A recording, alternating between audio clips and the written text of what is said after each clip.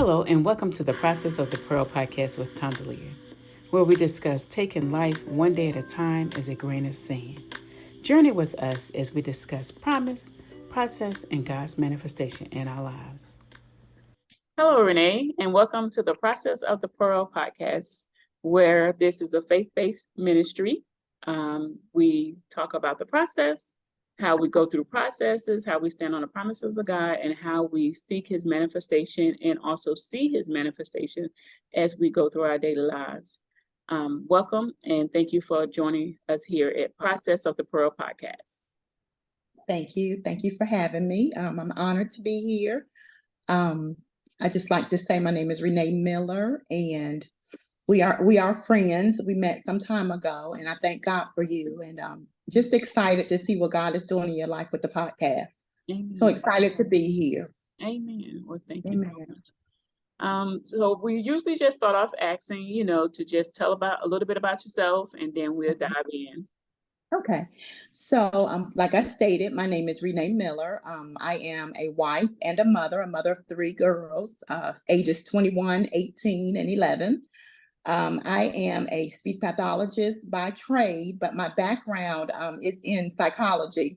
I have a bachelor's in psychology, and I also did 2 years of graduate work in psychology as well. So this topic that we're talking about today, mental health awareness, when you called me, I thought about it. I said, well, I do have a background in that, and I have had some experiences with that. Yeah. And when I called you, it was like one of those moments of, and that's how it's been with any of the interviews I've had thus far. The Lord would lay somebody on my heart and this is what we need to talk about. And in this season, there's so many things that's going on that I believe would be able to help someone in the world, in the nations, even locally, to be able to see what thus says the Lord in this season and in this time. Yes, I agree. Well, let me just start out by saying mental health is a very important topic, and more recently it has become more acceptable, which is really good to see. I know growing up, you knew some things, but they weren't like diagnosed, so you weren't quite sure if that really was like mental health issues. You just said, oh, that's how so and so acts, or that's just how they are. But as I've gotten older, I know better. But we do have a history, just within our culture with mental health issues, but they've really not been addressed because the church, as well as just our culture and our families, we just haven't been receptive to it.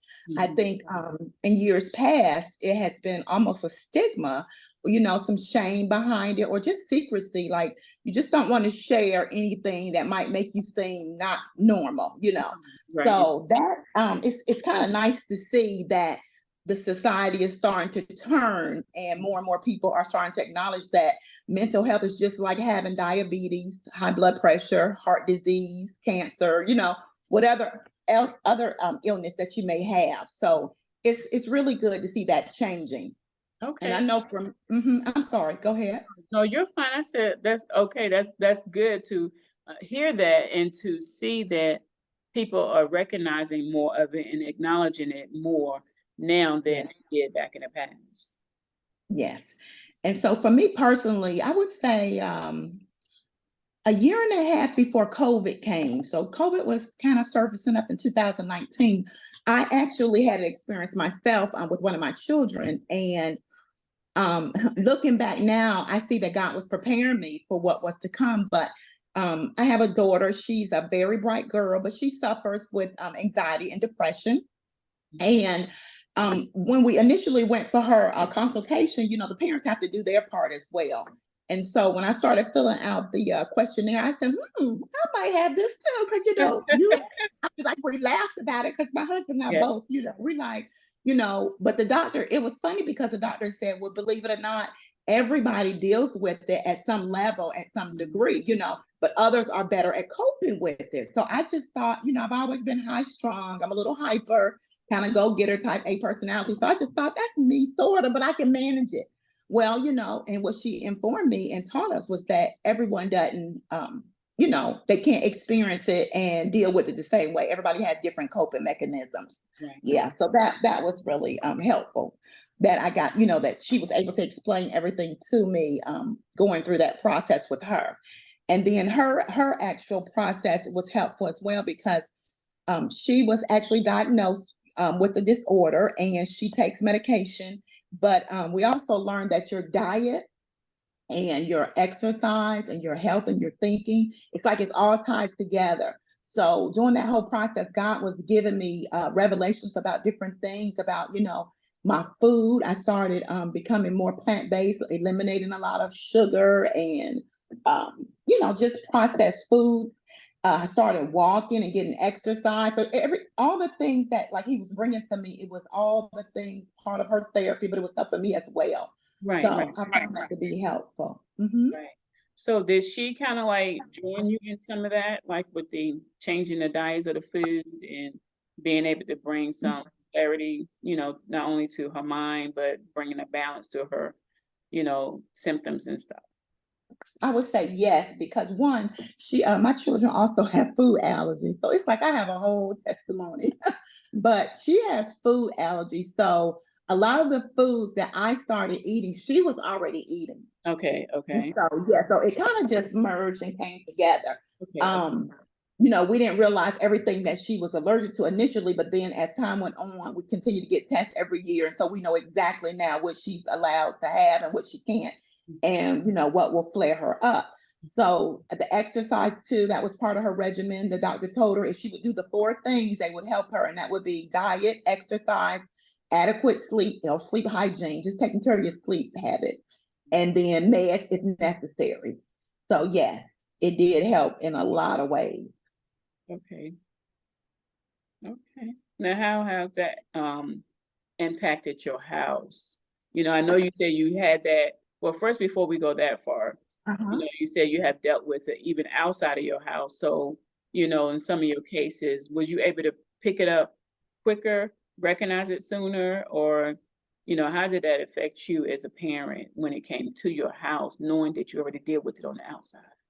Right. So believe it or not, I did not recognize it because my child did not display any behaviors, or she didn't say anything because she's the type of child, she doesn't want to like cause any problems. She's going to make everything stay, kosher. And she knows how to put the face on, she can mask it. And most people do. Doctor even mentioned she couldn't believe how she was keeping it all together. But somehow she had enough strength. And I just say it was God, because she was functioning at a adequate level, above adequate. Actually, she was like working overtime. And so for me, I didn't see anything. And that's the part that kind of hurt, because I'm like, I've dealt with patients in the past. When I worked at the I did a group home, and I've also worked at the youth prison. So it was like I knew like the background, but there were no signs because she didn't, show it to me. So I didn't see it initially. It was only until it got to a crisis point where I guess she was able to come clean with it and just let it had bubbled up. So she just couldn't function anymore. So we had to go from that point. Right. But I was so glad that, she was able to confide in an adult, and they reached out and let us know how serious everything was. So we were grateful for that. Okay. Yes. Okay. So she reached out to someone else first before. Yes. Yes. Someone she trusted that was an adult, and someone at her school at the time. Yes. And that's so important, to have someone that, a lot of times it's like, no, why you didn't come to me? Why you didn't come to me? Right. But to, I guess I always said, Lord, if they don't come to me, let somebody else reach them if I can't reach them, or let somebody else be able to say something that's going to trigger something that I may have said or didn't need to be said, to help, them get out of their rut. So it's like, I understand what you're saying with that, as far as with your children, because a lot of times they don't hear us, but they hear others, and it's the same thing. It just may be said in a different way versus the way we said it. But again, they reserve their parents. And I'm glad that she was able to reach out. And I know when we did ask her afterwards, we said, well, why didn't you come to us? You can talk to us about anything. Well, children, they do not want to disappoint their parents. And she's the type, she didn't want to cause any waves, any ruckus. She didn't, she just didn't want to bother us, is what she basically said. And I told her, that's serious. Like, don't ever feel like that. But I mean, and they're thinking, because her brain is, you're not totally developed until about 25, but in her mind, her reasoning was that, she thought it might cause more damage or more trouble for us. She was thinking about us in the midst of her going through her crisis. Wow. How did diet, exercise, sleep, and meds play in a big role? And how did it affect you once you started using those things to incorporate into your life? And how did it change, redirect? What changes did you see? Well, one, I felt more calm, as well as she did too. But I'm gonna speak from my perspective. Um, Going along the journey with her, I felt calmer. I was more relaxed, not as tight, because sometimes I can get wound up, a little anxious. So I felt like with the exercise and diet, I just felt more aware, and I was spending more time in my word, which was really huge at the time. So just it helped me just to relax, and take things day by day, not get ahead of it, because I tend to sometimes get in my head and get ahead of myself, and then I'm kind of worrying, and we know, that does no one any good. Yeah. Have your sleep increased since you changed it? So the sleep part, that's been a struggle for me, just because I've been diagnosed with sleep apnea. I have like a mild case. So during that time, my sleep was kind of all over the place. Some nights I would rest, but then I would wake up not feeling my best. So then that's when I, went to the doctor, and they sent me off for tests and everything. So I do now have a machine, a CPAP machine, but I'm still going through getting adjusted. So that part has not kind of like, it's not where I want it to be, but I am, I lay down early. I've learned to shut it down at a decent time, and that's been very helpful, because I'm an early riser. And I think before I was getting up early, but staying up late, and I wasn't getting rest. So then I was crazy. I was just really, bonkers, like all over the place. That's good. Yeah. So you was able to learn what you needed to do for you to make you be Right. able to Right. get your proper rest, but not overexert yourself to where you was able to function. Exactly. Exactly. All right. So in some of your cases for mental health, not your household, but how was it that you was able to keep yourself, sane and not carry your clients and different things like that when they was going through their mental health? Well, first thing is that, I am a believer, and I am a follower of Jesus Christ. And so, one, just basically off the top, just going to the word, studying, reading. Even the last 8 months, God has had me pull back and shut down the TV. And this is just to go to show you how, when you cut things out, other things can line up and be in order. But I've not been watching TV, and it just gives me more time to focus on him, and, things like my family, my career. I'm a little bit of a career change, but just trying to focus on me and finding me and just being healthy, so my girls can be healthy. If I'm not together, I can tell it affects the whole household. So just trying to, make sure that I'm lined up and that things are going well, so that everybody else can kind of, feed off of that. Now, I like what you said about that. If someone else is not well, then it affect the whole household. Yeah. And Yeah. a lot of people fail to realize, and I just said this to my mother even on yesterday, you have to take care of yourself in order to take care of someone else. And it Yeah. took me a minute to get there. I've always been that helper, let me help you do this, let me help Same you do here. that, whatever. And then it's like, I remember one day, guys, like, you are one person, you are not 10, 10 people, you are one person, you are not 10 people. I need you to bring that in.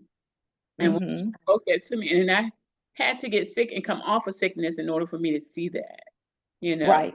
And Right. going through that process, it allowed me to say that no more.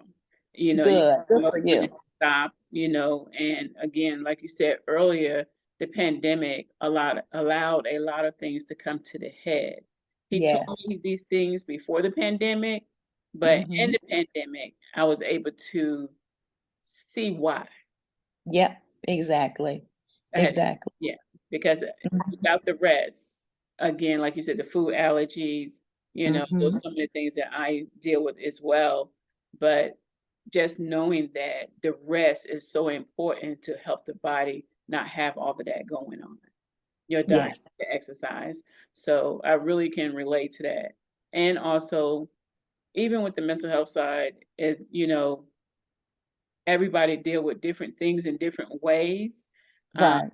so, you know, her stuff may not be my stuff, or my stuff might not be your stuff, but at the same time, we all have something, and some people can cope and some people can't.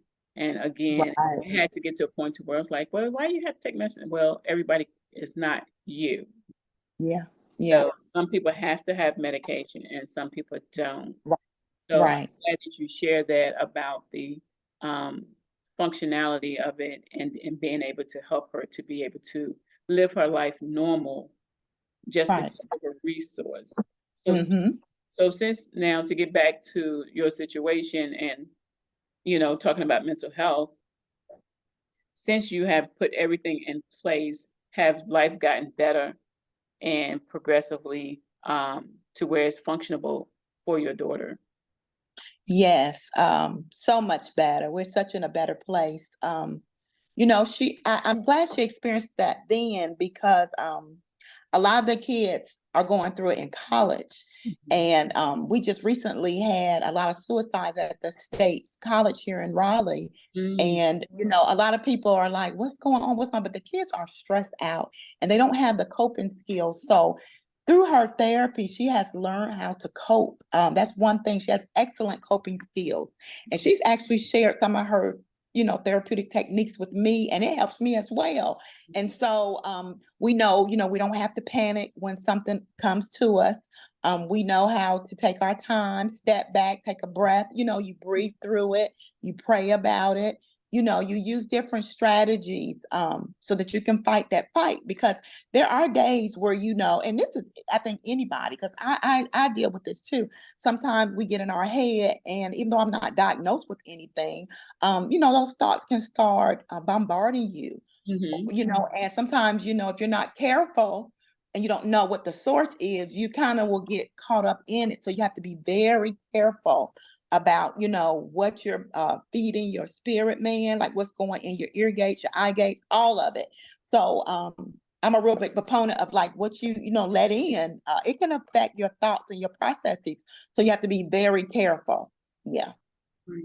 And I think when I had mentioned about the TV, about me about 7 months ago, just coming back off the TV, it has made a huge difference because it's like I wake up now and I'm clear on a lot of things. Whereas before, I think I would sleep with the TV on, so it was noise. So what was ever on that was going into my spirit, Right. and that's not okay. Yeah, it's not okay because I can't control what's on there once I'm asleep.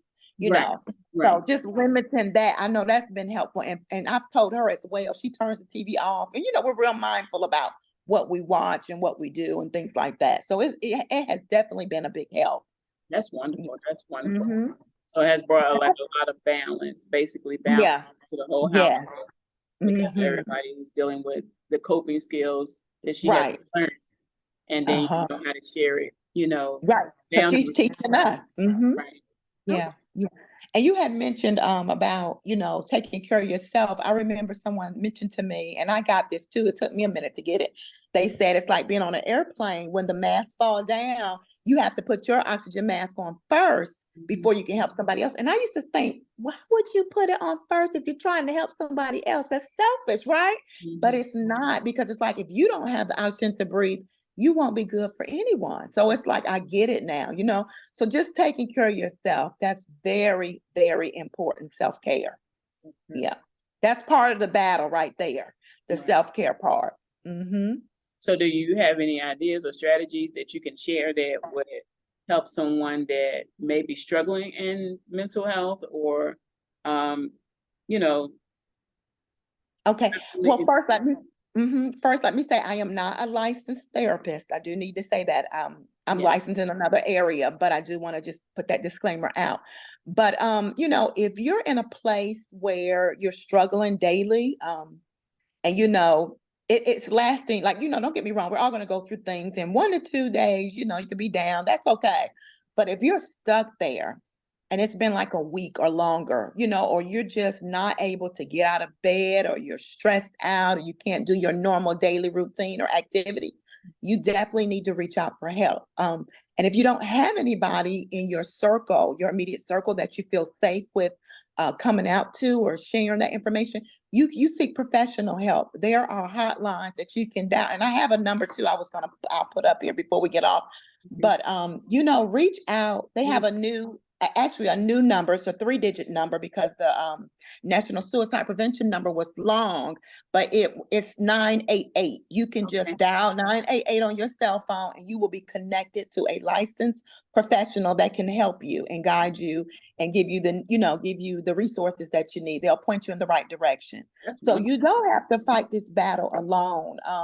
And I think sometimes we get in a place we think we are alone, but there are a lot of people, especially coming out of COVID. It just exposed a lot of our, I would say, our insecurities. And it just exposed that we were like a sort of like a facade. We were like living a life that really wasn't true. I'm just be honest and say that. But it's like it has exposed a lot. And a lot of people went through mental health issues because everything was wrapped into stuff, and you can't go through life like that. You just can't. You're right. So yeah, but there's help out here. If you need it, please reach out. You can reach out to your medical doctor. They have a lot of different agencies online now. And if you're worried about the cost, don't worry about the cost. They'll be more than happy to point you in the right direction so that you can get the services that you need. Right, because I hear a lot of companies, I'm not for sure, I don't, you have to do research, but may have some grants or some financial aid or whatever they can help with these costs. So you can get the help because, some of them, a lot of them, of course, want insurance, or pay, but there are agencies that are set up where they are willing to help you, and for a nominal fee, or they can find monies for you to get you the help that you need. Yeah, there's always people willing to donate or sponsor someone. So that's available to you as well.